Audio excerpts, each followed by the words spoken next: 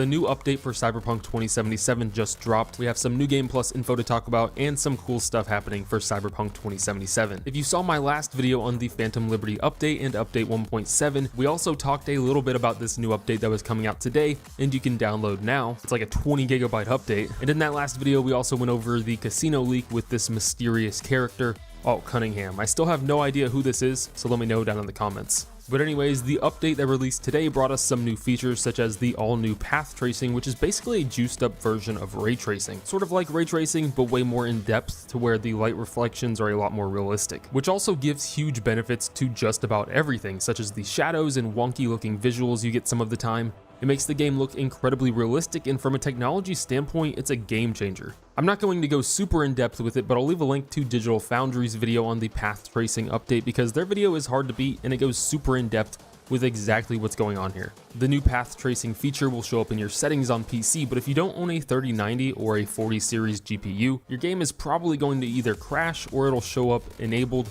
but your graphics won't look very good at all. But if you don't own a 3090 or a 40 series GPU like a 4080, 4090, they did add some extra features which are available with any RTX graphics card, which use machine learning to give you better visuals. These are DLAA and Intel XeSS. These two features cannot be used simultaneously though. DLAA uses AI to improve the visual quality, makes the game look better. I also tested the DLAA on a 3080 and it wasn't too great while being paired with ray tracing, but I was also recording on that same PC and on a 4K monitor, so that's obviously going to hinder performance quite a bit. However, the new Intel Xe Super Sampling 1.1 uses machine learning to give you better performance while still maintaining high image quality, and while using this ray tracing on a 3080, my game still looked pretty dang good and I definitely noticed some improved performance as I had 0 frame drops, and like I said, I was also recording at the same time. So from my experience with the Intel Super Sampling, it's pretty awesome. Now obviously this update is pretty limited, not only to PC but the real high-end PCs with a 40 series GPU. Some of the features still being available for other RTX cards, but still a small portion of players. So as great as the improvements are, I mean they are really good, most people are not going to experience them. I keep seeing a ton of comments from you guys about New Game Plus, wondering when it's coming, waiting for the New Game Plus update, so I figured we'd go over what the developers have said about New Game Plus and when it will arrive. The last that we heard about New Game Plus was from the level design lead, who went on a bit of a rant about New Game Plus on Twitter. This happened when the community manager for Cyberpunk was asked what was going on with the New Game Plus update, and added that it's probably the single most sought after feature that players want, second to being able to transmog, which both of these are probably true.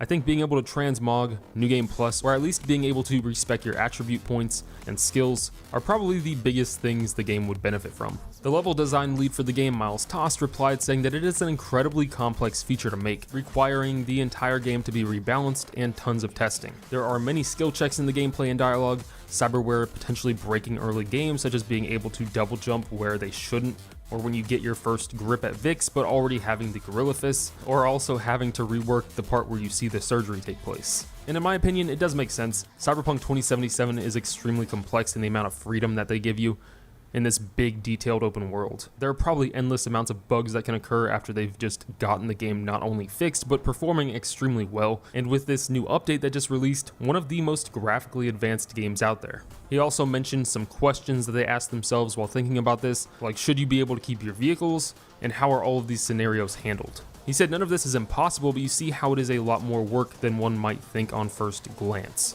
He said they're listening and investigating, however, there are no promises for New Game Plus. So yeah, I get the point, and I'm sure it requires some work. I don't think anybody was really thinking that it doesn't require work to implement New Game Plus, but at the same time, I don't think it's really that deep. I don't think most people are craving a next level experience from New Game Plus after already playing through the game. If someone jumps out of the map or attempts to get somewhere they're not supposed to, I mean, what's the issue?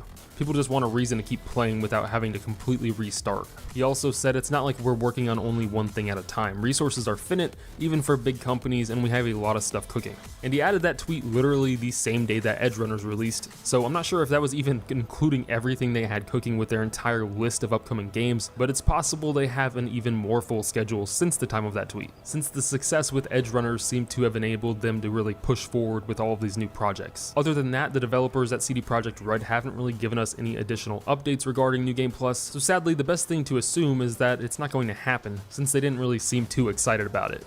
But I mean, if you're really hopeful, you can hope for a surprise New Game Plus release to go with the DLC. The Witcher 3 had a New Game Plus update which was released as a free DLC, and that could totally be the case here. Maybe they will end up sneaking in a little New Game Plus update at some point, maybe along with the Phantom Liberty DLC or update 1.7, or just releasing it at some point later. But last we heard, New Game Plus was not sounding too appealing to the developers, but also not impossible, and even like they had thoroughly explored the possibility of New Game Plus coming to the game. But man, I really hope if CD Projekt Red doesn't sneak in a little New Game Plus along with the DLC or update 1.7, at least allow us to respec attribute points. The possibilities for builds in this game are absolutely endless, and it's one of the best things Cyberpunk has going for it, but having to grind through the game again and again just to try out new skills and stuff like that is kind of annoying. It's a very long game, so it's a lot to get through in order to do that. On top of that, if you're on your first playthrough of the game or you're not paying close attention to where you're placing your points, you can completely block off some of the skills available that really change the game, and now your only choice is playing an entirely new playthrough. On PC, there are mods for that, and I mean, if you're on PC, you're living your best Cyberpunk life anyways, because some of the mods are crazy, but I just hate having to resort to that for this sort of thing,